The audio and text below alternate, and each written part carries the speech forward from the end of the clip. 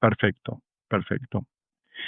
Bueno, nada, es un poco el problema de estar dentro de los latifundios digitales estadounidenses, especialmente que están perfectamente alineados con el proyecto de propaganda, con el proyecto de propaganda israelí. En el caso de los últimos días, lo que pasó fue que eh, aparentemente uno de mis posteos donde indicaba, donde reproducí una línea que me escribió una mujer por un privado, diciéndome que seguramente yo era el producto de un nazi violando a mi madre. Eh, Eso fue denunciado y la cuenta restringida. Pedí una revisión, la revisión aparentemente funcionó porque la mayor parte de las restricciones, incluido la imposibilidad de mandar mensajes, eh, fue, fue sacada, pero ahora la cuenta dice que no puedo acceder a ser vivos hasta el 12 de septiembre, o sea que estamos un mes de distancia, tengo un mes de cárcel y es un poco extraño porque el discurso o la mayor parte de las cosas que yo estoy diciendo y estoy presentando son en nuestras, bueno, definitivamente acá en Alemania es discurso protegido, con lo cual yo tengo derecho a decir estas cosas en el espacio público. Y una de las cosas que para mí se vuelve interesante es ver cómo básicamente el espacio público digital está capturado y está gobernado por lo que es un aparato totalmente autoritario, en el cual ningún ciudadano tiene ningún tipo de incidencia, que no se atiene a las leyes, definitivamente los términos de uso de Facebook no se atienden a las leyes alemanas, y lo que terminan haciendo es eh, castigándome por cosas que a Facebook no le gustan o que a alguien dentro del sistema no le gustan y me denuncian, eh, eliminándome del espacio de discurso público. Eh, y de alguna manera creo que lo que es interesante en pensar eso es que funciona como si fuese eh, algún tipo de monarquía medieval, en donde tenemos a Zuckerberg sentado en algún lugar de California que decide desde California y sin ningún tipo de autoridad más que, digamos, ser dueño de la plataforma, eh, cuáles son las leyes y las reglas para participar del espacio de discurso público acá en Alemania o en Argentina. Y especialmente dentro del contexto de Gaza, donde mucha de la discusión son discusiones que obviamente atentan contra los intereses de compañías como Facebook, de compañías como Google, de compañías Alphabet, de compañías como Twitter, que están completamente envueltas, completamente implicadas los proyectos políticos israelíes y en particular en la ocupación de Cisjordania y en el genocidio de Gaza. Este es el tercer genocidio del cual participa Zuckerberg. El primero, bueno, por lo menos que tengo en los últimos 10 años, el primero fue el genocidio en Burma contra los Rohingya, el segundo fue en Etiopía, donde hubo básicamente un movimiento genocida sobre la zona de Tigray, y ahora en Gaza. Y evidentemente, parte del problema con el discurso dentro de Facebook y el discurso dentro de Instagram, el discurso dentro de Meta, pero de las otras plataformas también, es que es un discurso político que atenta contra la posición política del monarca. Y sin ningún tipo de mecanismo de contestación y sin ningún tipo de poder político para reformar la forma, para reformar los modos en los que participamos del discurso público en estos espacios, quiere decir que estamos totalmente supeditados y estamos totalmente definidos por los procesos de opresión o los procesos de borrado que las plataformas imponen. Y creo que a la larga este tipo de problemas se van a exacerbar porque lo que vamos a ver eventualmente es más y más y más y más eh, procesos políticos a los cuales estos grandes potentados son realmente latifundistas digitales del siglo XXI, que se asocian al poder, como los latifundios siempre se asociaron al poder, pero que en última instancia terminan dictándolo. Entonces las voces que incomodan a los jefes de latifundio son las voces que eventualmente son borradas. Y en este caso, porque las asociaciones políticas y la complicidad está netamente puesta con el aparato israelí, evidentemente el tipo de cosas que yo digo son cosas que son preferibles no escuchar o no dejar pasar. En fin, voy a dejar eso de costado por un momento, pero nos lleva directamente a la cuestión que quería discutir esta noche. En los últimos días, las imágenes que salieron de Berlín especialmente, pero también de Londres, son apabullantes. En Berlín la situación es particularmente extraña porque realmente están reprimiendo no solamente manifestantes, sino que hay un tipo de movimiento permanente de represión, y esa represión es represión física. Si prenden Instagram y si buscan en Instagram o en YouTube, policía de Berlín y manifestantes, lo que van a ver es gorilas totalmente vestidos en, en uniformes antidisturbios, con cascos, etcétera, golpeando chiquitas de 14 o 13 años. Y esta imagen de animales sueltos por las calles de Berlín, eh, guiados desde acá la intendencia, pero con una fuerte impronta el aparato de seguridad nacional, eh, lo que están haciendo es literalmente agarrando a la gente de la calle y haciéndola desaparecer adentro de autos de policía o haciéndola desaparecer por 3 o 4 días, poniéndola en procesos. Y esto tiene creo que dos funciones y es importante tenerlo en cuenta. Por un lado, la represión abierta contra los individuos específicamente que se están manifestando. Eso ya es una catástrofe y es notable, y ahora en un minuto quiero explicarles por qué me parece que es algo notable y difícil de creer. Pero el segundo elemento, y creo que es el más importante, es el efecto que tienen esos actos represivos. El efecto de esos, perdón,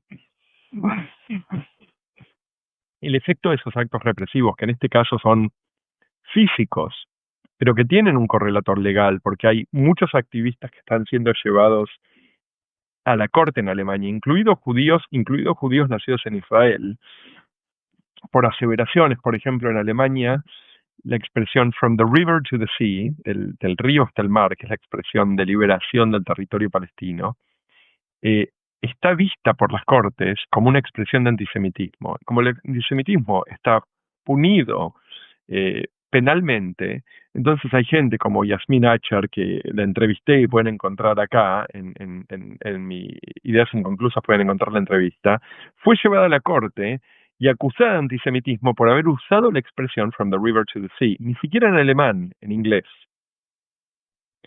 Lo que hacen estas cosas, lo que hacen ver, hoy las imágenes eran fuertes porque veíamos dos gorilas gigantescos llevándose una chiquita de 14 años. Y las imágenes eran realmente increíbles porque era un grado de violencia sobre, digamos, una nena una chica que no tendría más de, no sé, no tendría más de 60 kilos, 40 kilos, una cosa por el estilo. Sin ningún tipo de compunción, simplemente la agarraron y se lo llevaron a andas en un acto que fue realmente violento.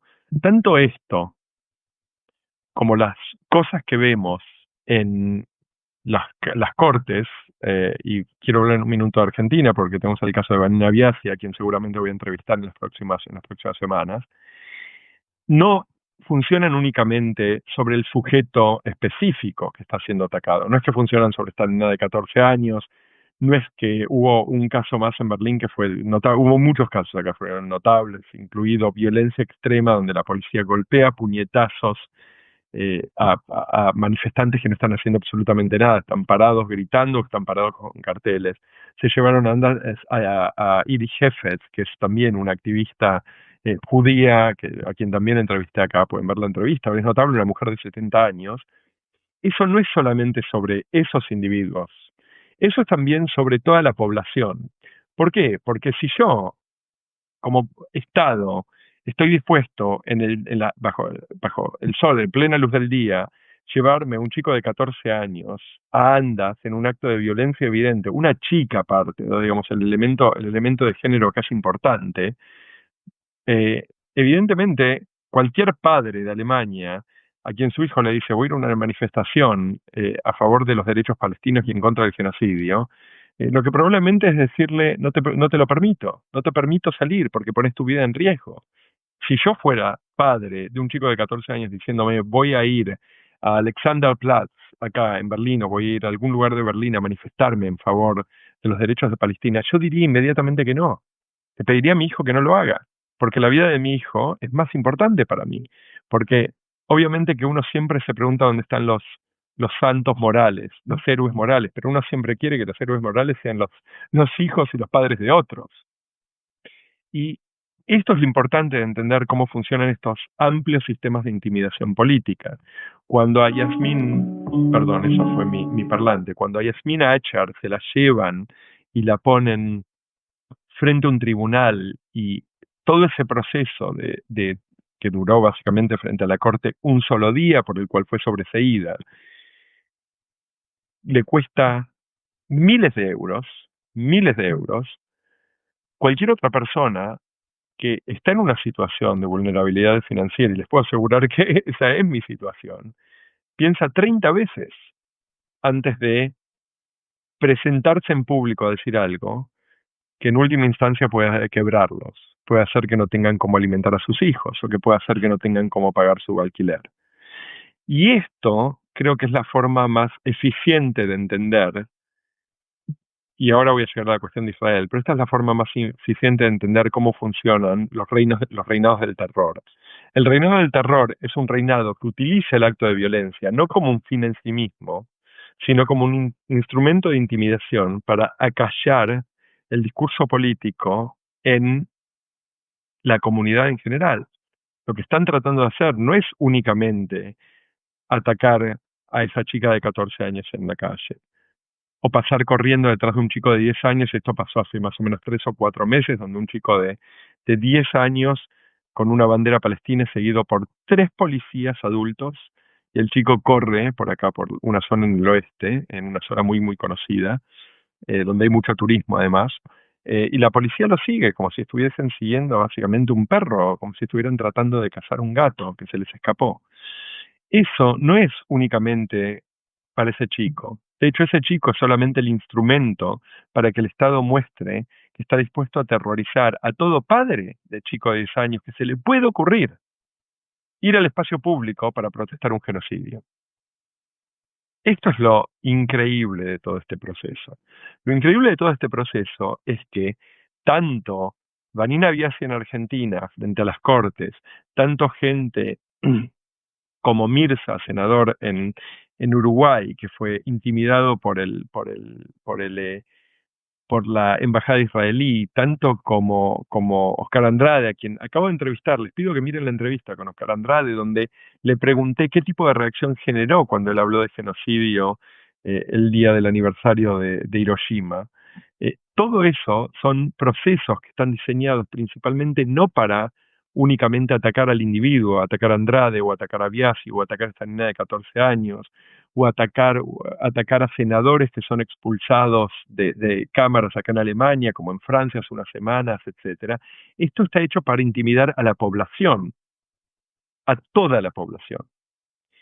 Y creo que acá es a lo que quería llegar, que una de las cosas más notables de todo esto, realmente una de las cosas más increíbles de todo esto, es el hecho de que todos estos gobiernos, y quizás el gobierno de Milei no sea sorprendente porque Milei es un animal del sionismo, es un animal que fue básicamente conjurado por el aparato sionista, y muy probablemente no lo voy a discutir ahora, pero parte de la historia de Milei ahora con su nueva ONG, que es el acuerdo de Isaac. Isaac es bíblicamente el hijo de Abraham, o sea que es lo que sigue del acuerdo de Abraham, que fue el acuerdo de Trump con Arabia Saudita para la regularización de relaciones.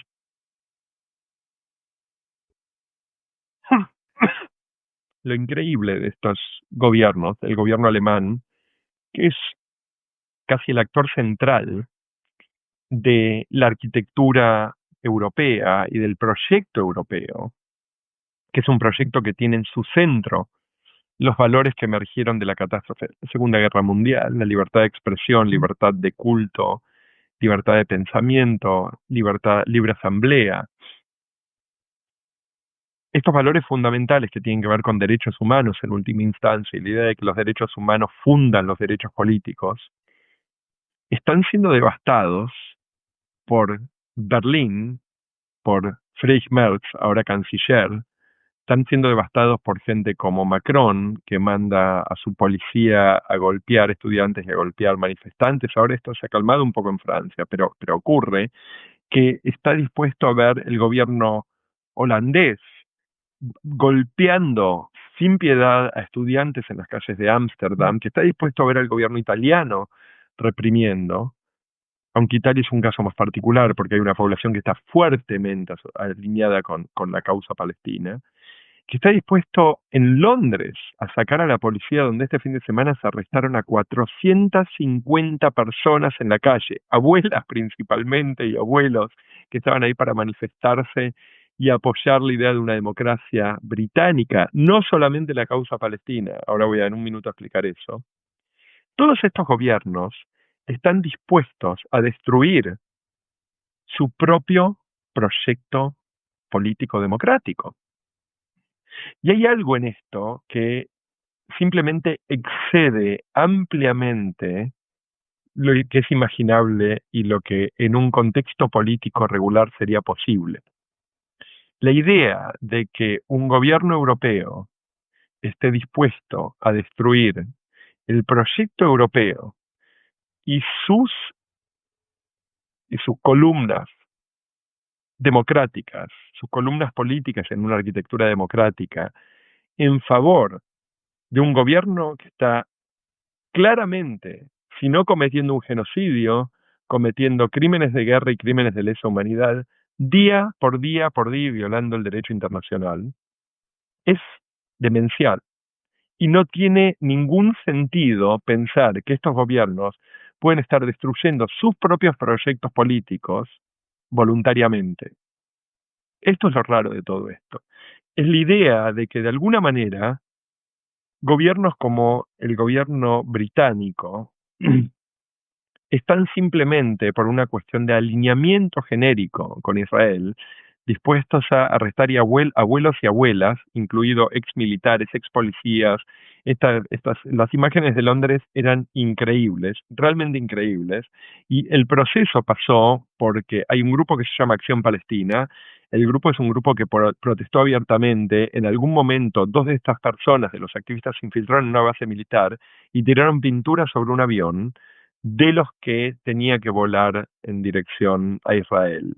La situación de Gran Bretaña es muy particular porque siguen mandando partes de aviones a Israel que están siendo utilizadas para masacrar palestinos, y por otro lado, y esto es mucho más siniestro, están volando los vuelos de reconocimiento, vuelos espías sobre Gaza y dándole información activamente para selección de blanco, según algunas fuentes, a los israelíes.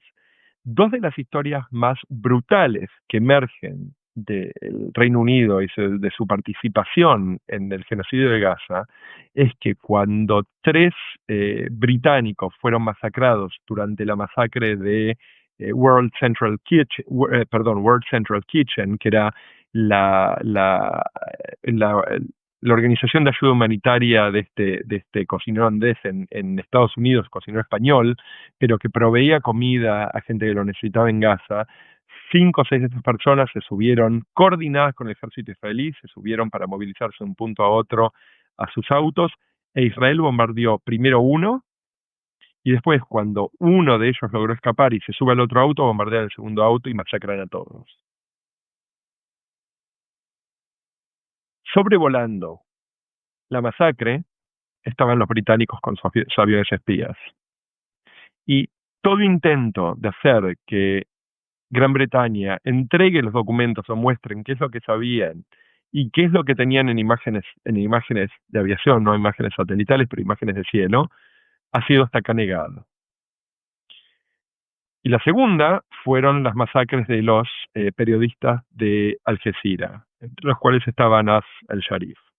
También en ese momento, todo parece indicar que los británicos estaban sobrevolando, haciendo vuelos de observación y pasando datos de inteligencia a los israelíes. Lo importante de este dato no es solamente el escándalo. Lo importante de este dato es que Gran Bretaña no es un cómplice metafórico. Gran Bretaña es un participante activo en el genocidio israelí. Es un participante activo de los crímenes de guerra y de crímenes de lesa humanidad. Y acá es donde las cosas se ponen particularmente extrañas, que es que el gobierno del Reino Unido, y acá voy a hablar de Uruguay en un momento, es putativamente un gobierno de izquierda. Es putativamente un gobierno que pertenece a la línea del laborismo. Y dentro del gobierno británico en este momento, que tiene su popularidad completamente devastada, ¿por qué? Porque en gran medida por sus políticas públicas, pero probablemente mucho más por la cuestión Gaza, creo que debe haber una comprensión clara de que la posición que Starmer, primer ministro inglés, primer ministro británico, tiene en relación a Israel, el hecho de que ahora es sabido que este gobierno, un gobierno putativamente de izquierda, participa activamente del genocidio israelí, está devastando la marca política y las perspectivas de futuro. Y esto es algo que no es que solamente lo vimos en el Reino Unido. Esta en gran medida es también la historia del fracaso de Biden.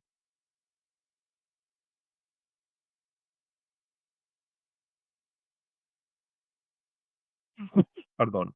Biden, que habló activamente de poner líneas rojas, como se suele decir, límites a los israelíes, por ejemplo en Rafah, la ciudad del sur, cuando todos decíamos todos los ojos sobre Rafah, y Biden le decía a la televisión que Rafah era una línea que no le iba a permitir a Netanyahu cruzar. Lo que nos enteramos hace solamente 2 meses es que, de hecho, por fuentes israelíes, fue que Biden no puso una sola queja sobre el gobierno de Netanyahu para el avance sobre Rafah. Y lo que eso produjo fueron no solamente las masacres, fue la devastación total y absoluta de Rafah. Rafah el día de hoy se ve realmente como un paisaje lunar, no queda prácticamente nada, nada de nada de nada. Y ese es el lugar donde esta organización presentada como ayuda humanitaria, pero que en realidad es un matadero móvil, donde 3 posiciones se han abierto en el sur, justamente en lo que era la ciudad de Rafah, y uno un poco más al norte, cerca de Khan Yunis, es donde la gente llega a buscar comida y es masacrada directamente mientras espera.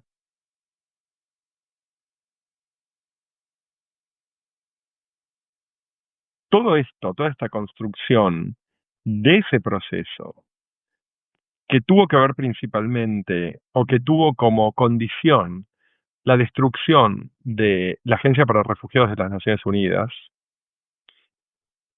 ocurrió bajo el padrinazgo de Joe Biden. Otra vez, alguien putativamente de la izquierda. Putativamente de la izquierda. Y de hecho, muchas de las mentiras, y yo creo que es importante, voy a volver sobre esto, hay un video planeado, un reel planeado sobre un reel planeado sobre las mentiras de Israel, o sea, realmente no hay ninguna otra cosa saliendo de Israel salvo mentiras. 40 veces decapitados en la base militar o la base del centro de comando bajo Al-Shifa, etcétera, etcétera, etcétera. Pero quizás una de las más importantes en el contexto de la hambruna y en el contexto de la producción de estos mataderos que Israel abrió en Rafah y cerca de Khan Yunis, es la mentira de que UNRWA estaba completamente infiltrada por grupos terroristas, por Hamas, como les gusta decir a los israelíes.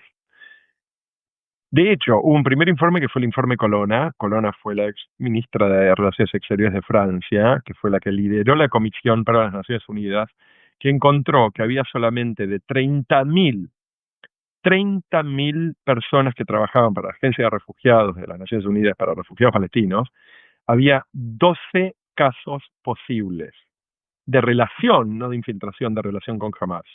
Y que esos 12 casos tenían que ver con posteos en plataformas digitales. No con subirse a un jeep y matar gente, no con invadir Israel, no con entrar a un kibutz, No con colgar niños de líneas de secar la ropa o de poner niños en hornos, no, de poner posteos en plataformas digitales. Y acá la parte más interesante, que es lo que explica el reporte Colonna, que creo que todo el mundo debería leer si se interesan por este caso, es que lo que explica el informe Colonna es que los israelíes, durante todo el proceso de investigación, no produjeron, no proveyeron una sola pieza de evidencia de la participación de Hamas en la Agencia para Refugiados Palestinos de las Naciones Unidas.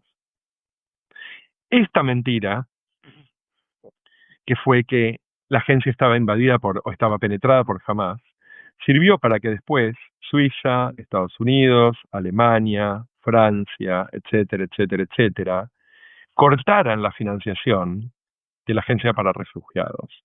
Y la Agencia para Refugiados Palestinos era el principal distribuidor de ayuda humanitaria y de comida. El informe se llama, Sofía pregunta qué informe, el informe se llama el informe Colonna. Lo voy a tratar de pegar a este live. No sé muy bien cómo funcionan los live acá en esta plataforma, en Substack, en Ideas Inconclusas, pero creo que va a quedar pegado y lo voy a pegar a esto, el informe Colonna, para que lo puedan leer. El punto es que la mentira de la penetración o la presencia de Hamas en la Agencia para Refugiados Palestinos de las Naciones Unidas produjo el corte inmediato de fondos. El flujo de fondos destruyó en gran medida la agencia, porque les puedo explicar lo que hacía la agencia.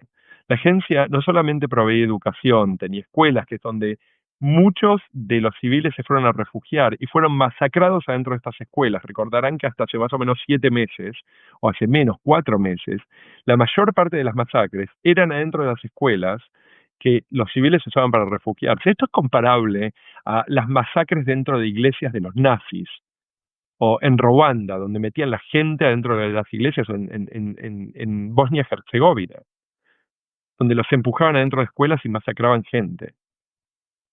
Lo que es increíble de esto es que la reacción de estos países fue efectivamente cortar la financiación para la agencia.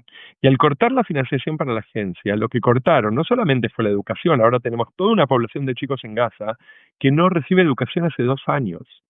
2 años sin clases.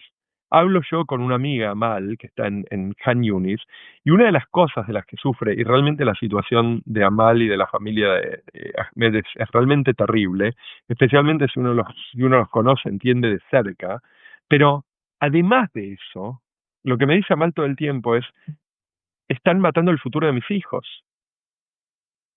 Mis hijos, 4 hijos tienen, el más chico es Abdallah, no tienen acceso a educación. Eso por un lado. Por otro lado, en términos específicos de lo que fue la programación metódica, anunciada y después desplegada de la hambruna, lo que hicieron los israelíes fue lograr que Occidente destruyera 400 puntos de distribución de comida de la agencia de refugiados. Estos 400 puntos estaban distribuidos por todo Gaza. Y más importante todavía, es que la capilarización, eso quiere decir, la distribución, incluso calle a calle, llegaba hasta prácticamente cada casa. Si alguien necesitaba algo en zona, la UNRWA, se llama UNRWA, UNRWA, Agencia para Refugiados, o para Trabajos de Refugiados, era una organización que tenía la capacidad de movilizar gente, porque había 30.000 personas envueltas, que llevaban comida prácticamente hasta la puerta. Tiene total sentido en un proyecto de exterminación por medio de el hambre y después por medio de estos mataderos que Israel ha armado bajo el nombre de la Agencia Fundación Humanitaria de Gaza. Tiene total sentido que la destrucción del proceso de provisión fuerza a la gente al hambre y el hambre fuerza a la gente a ir a estos mataderos. Entonces, lo que estamos viendo en gran escala es una ingeniería de muerte. Los israelíes produjeron una ingeniería de muerte que está basada en la destrucción del sistema de provisión, lo cual produce hambre. La hambruna en sí mata gente y esa hambruna después empuja a la gente, por un lado, a estos mataderos, a estos 4 puntos de distribución que reemplazan 400 puntos de distribución más todo el sistema de distribución interna que, como les acabo de decir, llevaba calle a calle. Lo que es increíble de todo esto, además del horror, además de la, el escándalo, además del terror, además del asco, además de la expresión de mal, de absoluto y total mal, es el hecho de que los gobiernos occidentales fueron partícipes activos. Porque no es que países como Suiza, o los gobiernos de Francia, o los gobiernos de Alemania, o el gobierno de Estados Unidos definitivamente, no lo sabían. Ahora sabemos, por un lado, por las fuentes internas a los gobiernos, y ahora llego a eso, pero lo sabemos también porque cualquiera que trabajó en política, y yo lo hice por muchos años, sabe que en la alta política el pan y la manteca diaria son los briefings de inteligencia. Entonces, si frente a Biden había un mapa de territorio palestino con alguien de las Naciones Unidas llamando para asegurarse de que estuvieran llegando financiación a la Agencia para Refugiados, no hay modo alguno, no hay modo alguno en que Biden no hubiese tenido sobre la mesa un briefing de inteligencia, un dossier de inteligencia que dijese lo que ahora sabemos que se dijo. Lo que ahora sabemos que se dijo.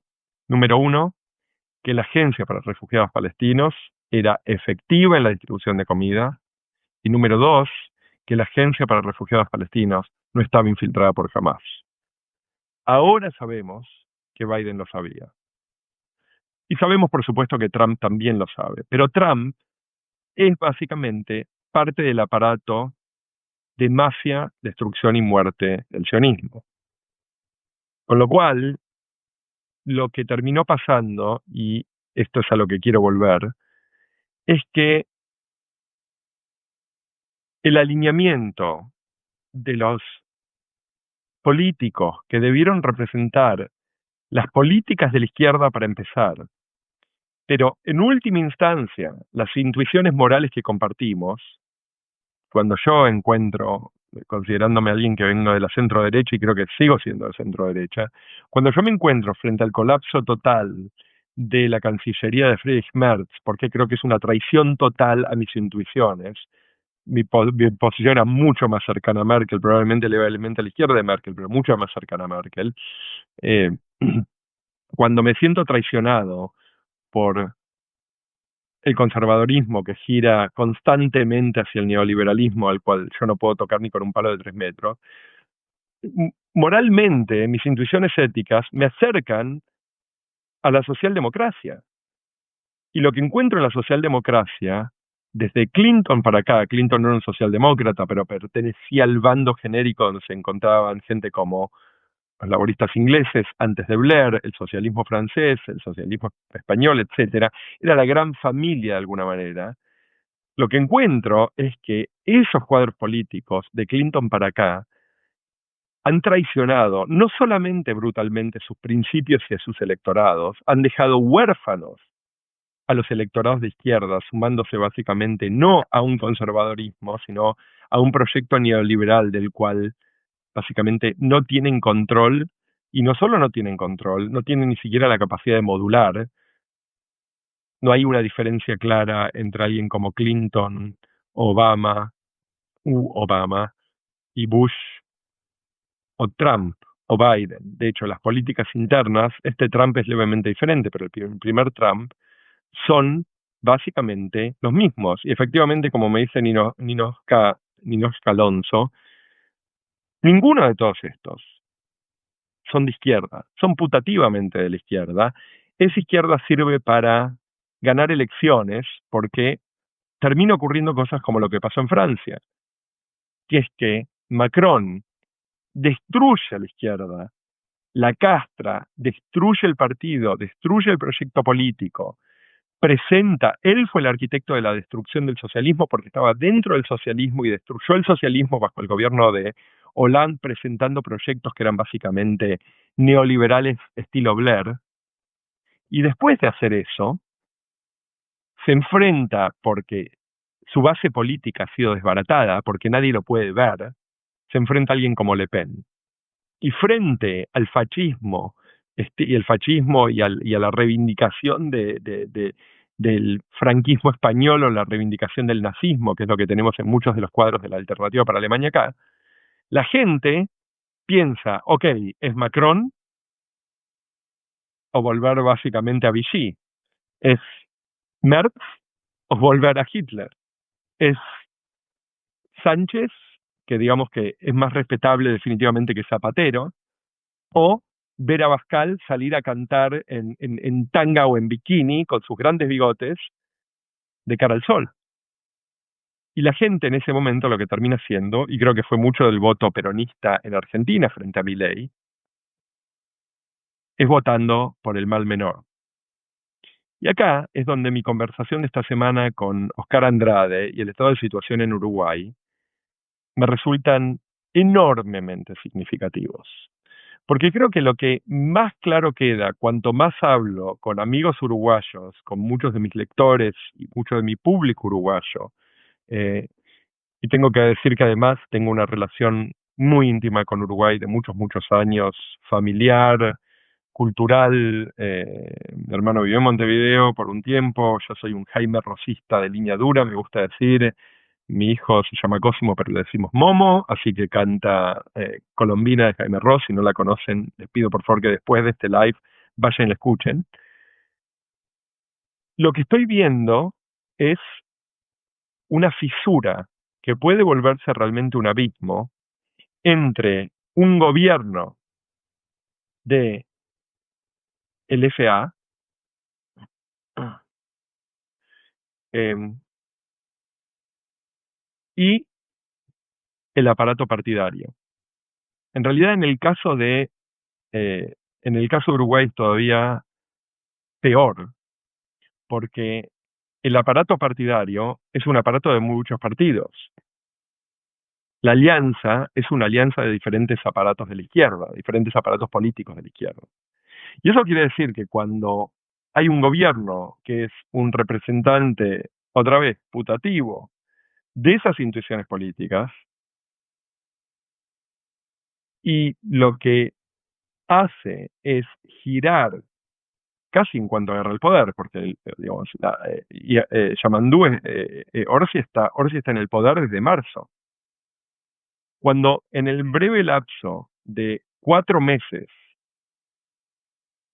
el frente gira ferozmente a una posición definitivamente en política internacional que no representa, y yo creo que esto es importante, esto lo vengo repitiendo, pero realmente creo que es central, no es que no representa las intuiciones de política pública de las bases, no es que no representa la posición sobre hospitales y sobre el uso de presupuestos y el horario en que tienen que estar abiertos los hospitales o el alumbrado público. El problema de Orsi en este momento en relación a lo que parece ser la base del frente es que no representa sus intuiciones más básicas morales. Y se las puedo reducir a cosas muy básicas. Quiere decir que vamos a proteger chicos cuando un monstruo venga en medio de la noche a tratar de masacrarlos de un tiro en la cabeza, como tenemos amplios reportes en Gaza, de francotiradores asesinando a chiquitos de 5 y de 3 años de un tiro de la cabeza centrado a la frente o centrado al torso. O que no vamos a permitir que un aparato de destrucción militar se torne contra hospitales, que de 36 hospitales en Gaza, los israelíes destruyan 36 hospitales, y que no vamos a permitir que se masacren periodistas, que si hay periodistas que en realidad son miembros de una organización terrorista, eso es algo que tiene que ser demostrado en una corte. Eso es algo para lo que se tiene que mostrar evidencia. Israel, que puede poner 5.000,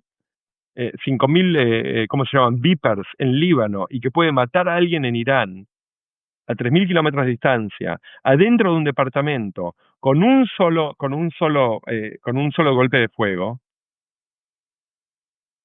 no puede capturar a un supuesto terrorista que para todo el mundo ha sido un hombre del periodismo que se ha presentado frente a las cámaras por 2 años seguidos casi sin pausa.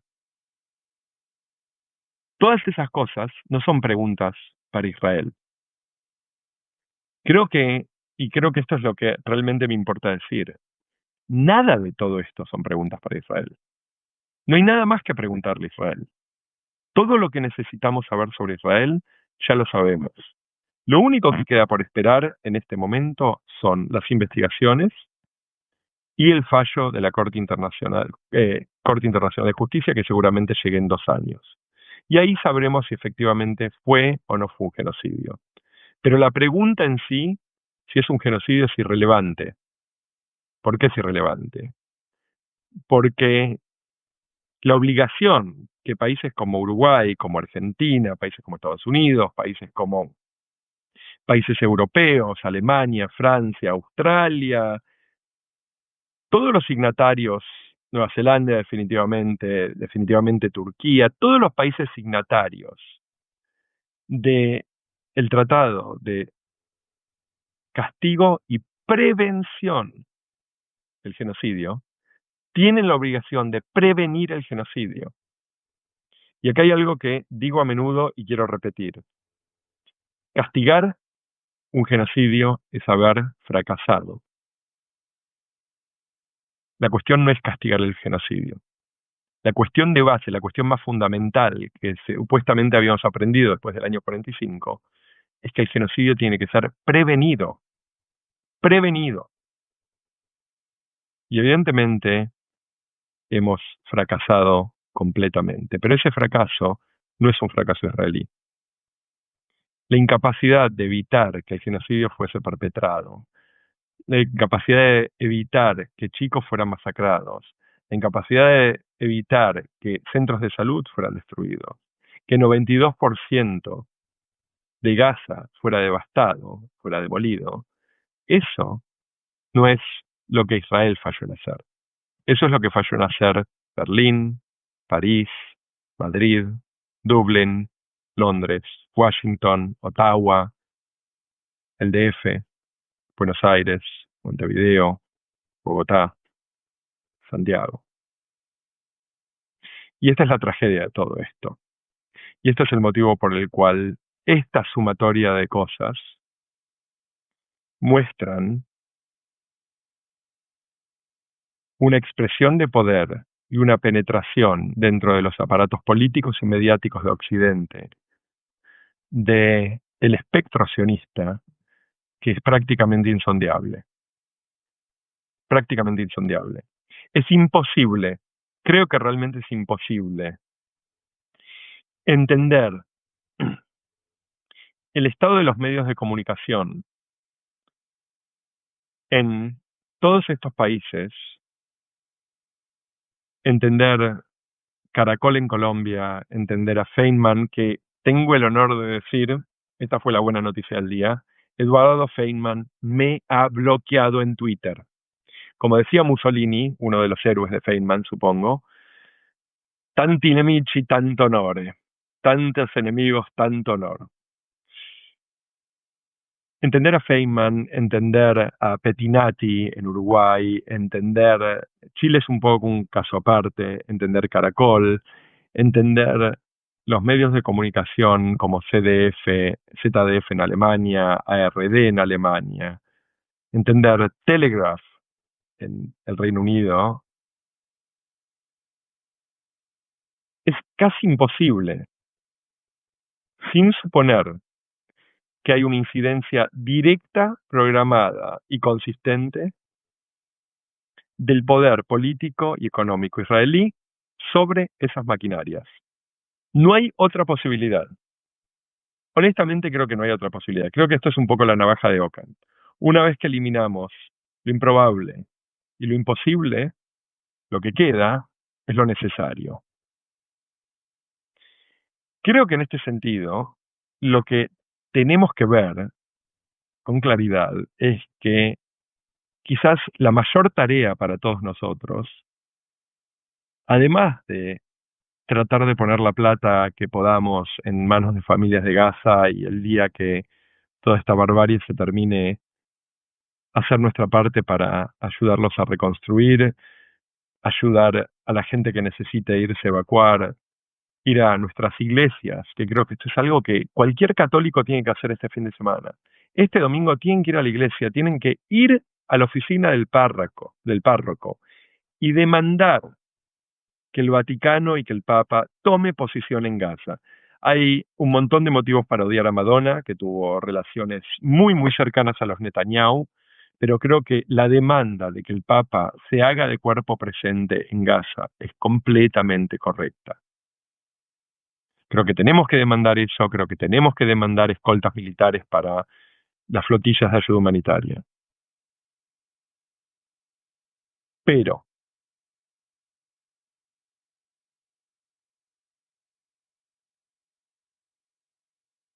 a mi parecer, no hay nada, absolutamente nada más importante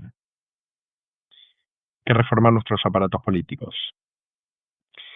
Creo que es esencial empezar a reconocer que la maquinaria de influencers que están operando en el primer subsuelo del discurso público, en Argentina, gente como Laje, hoy vi uno que creo que se llama Pitonto, tal vez, un nombre por el estilo, pero también 1 millón de seguidores, hay una cosa media como negocios, pero al mismo tiempo política, y un discurso constante, y esto lo ven también Laje, y lo ven en todos estos influencers por toda Latinoamérica, un discurso constante de el peligro migratorio, el peligro feminista, el peligro vegetariano, el peligro medioambiental. Todas estas son formas que aparentemente atentan contra el Uruguay o contra, bueno, lo vieron a Silva seguramente, la Silva en estos últimos 2 días. Eh, Toda esta gente que está construida por el aparato digital, está construida por assets digitales estadounidenses e israelíes. Y es central entender que el tipo de islamofobia y el tipo de xenofobia que todos estos animales de trabajo, todos estos imbéciles útiles están desplegando, es un mensaje que está totalmente alineado y funciona en favor del proyecto israelí en Latinoamérica, que produce presidencias como la actual presidencia argentina, la presidencia de Bolsonaro en Brasil, que están, si no solas, fortificando la posición sionista de países latinoamericanos, definitivamente están generando una constelación sionista dentro de las mecánicas de poder. Hay un dato interesante sobre esta nueva ONG que abrió Milei, a la cual donó $1 millón que le había sido dado por el premio Ilan, si no me equivoco. Es que mucha de el proyecto este del acuerdo Isaac eh, tiene dando vueltas alrededor un tal eh, Isaac Asa Refka, que es un judío mexicano trasladado a Israel, que ahora por supuesto no dice más Israel, ahora dice Israel. Aparentemente en el momento que uno recibe el pasaporte lo fuerzan a cambiar la R. Eh, y que no solamente aparentemente hacía telas por una cantidad de tiempo, sino que después hizo inmobiliaria y ahora se dedica también a la ciberseguridad. Esta persona está directamente atada en este momento a Milei y es parte del grupo central que está construyendo esta ONG a la que Milei le ha donado la plata que ha recibido justamente de este mismo tipo, de Asar Rifka. Creo que acá es donde quizás tengamos que conjurar el espíritu de Anas el Sharif y de los héroes del periodismo que Ninochka, abrazo grande, quedará grabado y quedará puesto. Puedes ir con calma. Acá es donde creo que tenemos que conjurar el espíritu de los héroes del periodismo que hemos perdido en estos 2 años de Gaza. La gente con el coraje, la caballerosidad y el honor, porque creo que es hora realmente de que el periodismo saque de funcionamiento al aparato, al circo mediático que ahora ocupa, usurpa la posición de periodismo, justamente gente como Feynman, Plager, Hellblum, Leuco, todas estas marionetas inútiles que no pueden ni siquiera hacer su propio trabajo de producción y que lo que repiten Novarrecio, que repiten mentiras, simplemente mentiras, en favor de un proyecto ideológico y de una guerra de exterminación, y que después lo hacen para Milei o que después lo hacen para cualquier tipo de agenda momentánea a la que tengan que servir, y necesitamos encontrar la forma de volver a un periodismo que pueda sacar a esta gente de circulación y que pueda empezar a demandar explicaciones de los cuadros políticos. Creo honestamente, hola María, saludo un poco más, sigue apareciendo, pero creo que honestamente esta es la única forma, en última instancia, en la que vamos a poder reformar y proteger nuestras democracias. Y entre tanto, me parece que en lugares como Uruguay, en lugares como Chile, lugares como Colombia. Colombia, una vez más, creo que uno tiene que realmente mostrar enorme respeto hacia Petro, a pesar de que yo no comulgue necesariamente con las posiciones políticas en otras índoles, pero la claridad moral de Petro es notable. Y creo que uno tiene que buscar lugares donde gente como Boric, gente como Petro, pero particularmente donde figuras como Orsi gobiernan,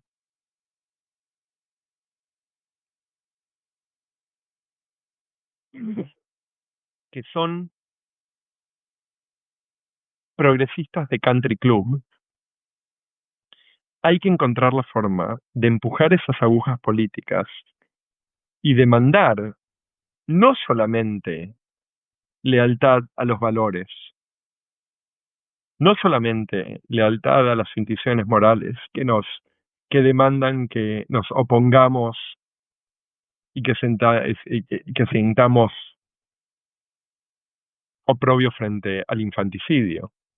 No, tenemos también que demandar lealtad a las bases políticas y a las ideas políticas las cuales trajeron a gente como Yamandú al poder.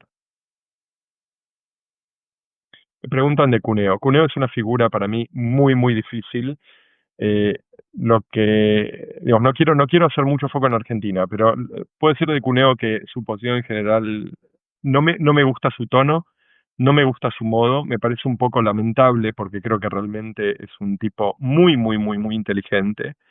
Pero creo que es parte de cierta crispación en el espacio político argentino que muchas veces no solamente lo hace sonar realmente grosero, lo cual no es un tipo de discurso que a mí me guste, pero creo que también cae en ciertos facilismos que no debería caer.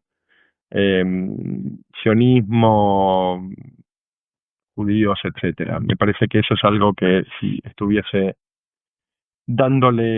consultando con él, le sugeriría hacer. Creo que necesitamos cambiar las culturas políticas de los países en los que estamos. Creo que realmente ha sido un esfuerzo sistemático de una derecha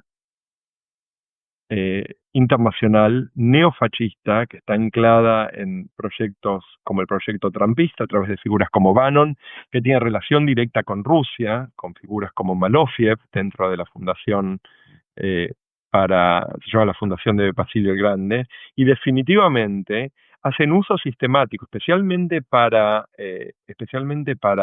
comprometer la integridad de procesos electorales, de aparatos de desinformación y de manipulación israelí. Pueden salir a buscar Team, como el equipo Team Jorge.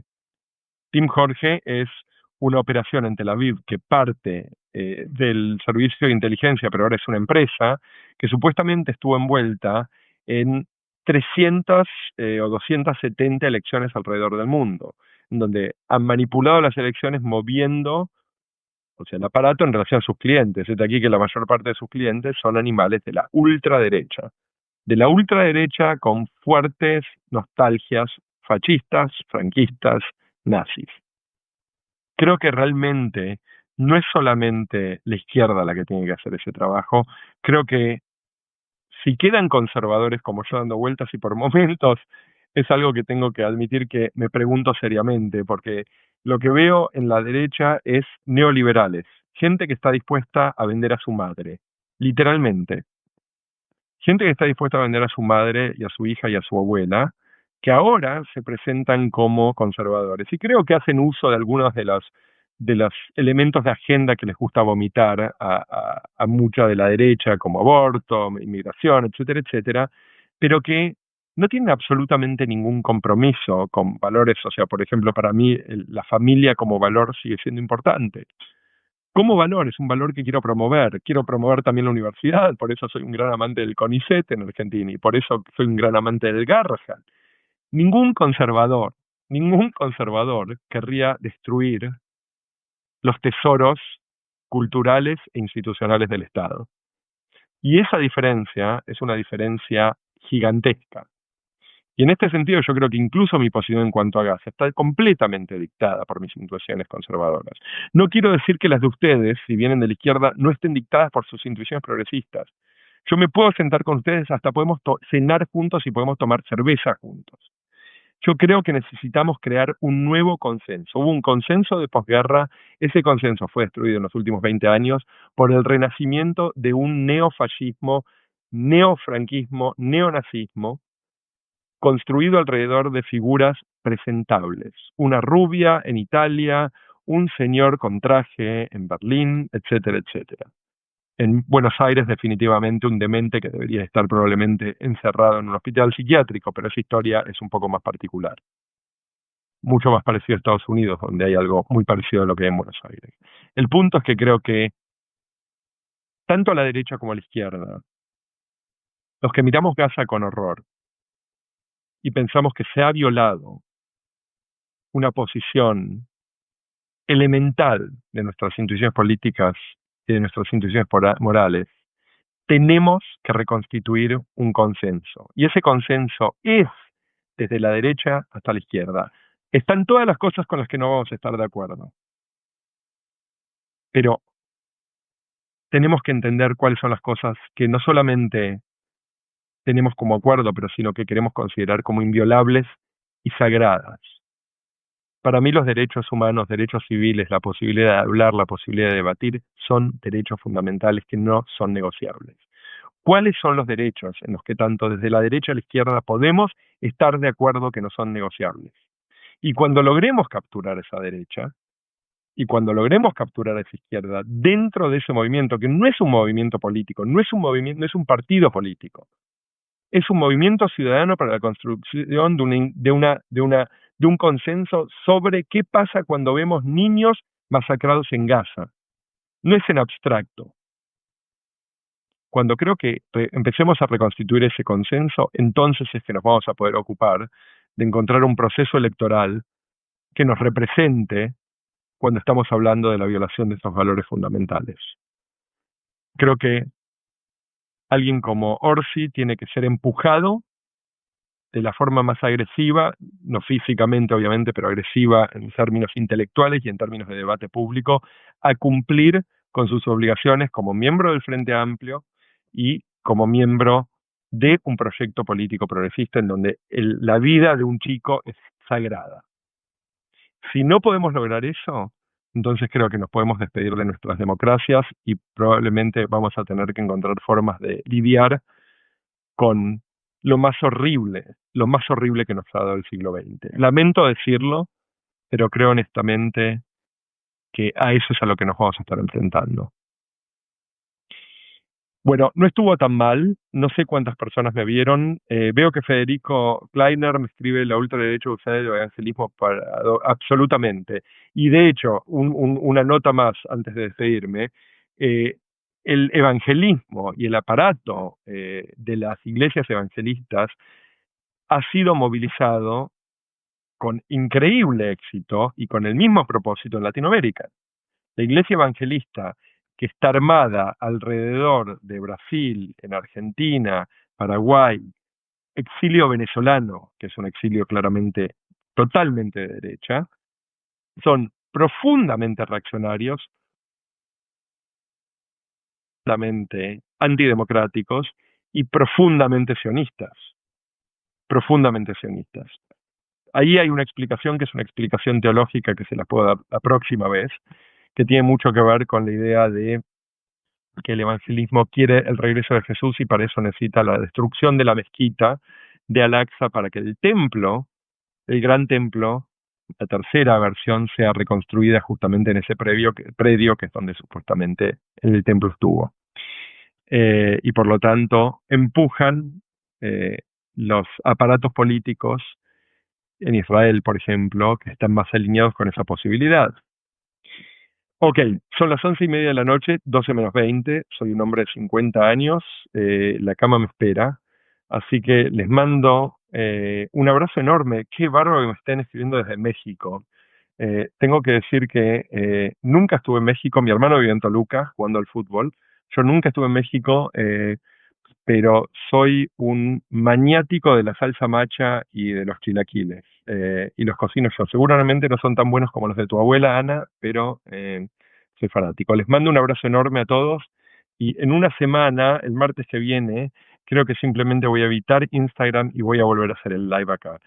Voy a dejar puesto mañana a la mañana porque ahora ya tengo que cerrar, pero mañana les voy a colgar acá el informe Colonna, que es el informe sobre la Agencia de Refugiados de la ONU para Palestina, eh, sobre las acusaciones de Israel.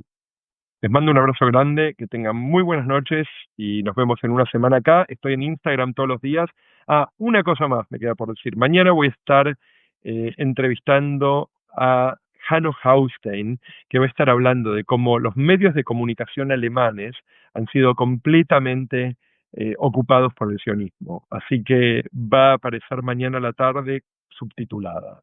Les mando un abrazo grande y que tengan muy buenas noches.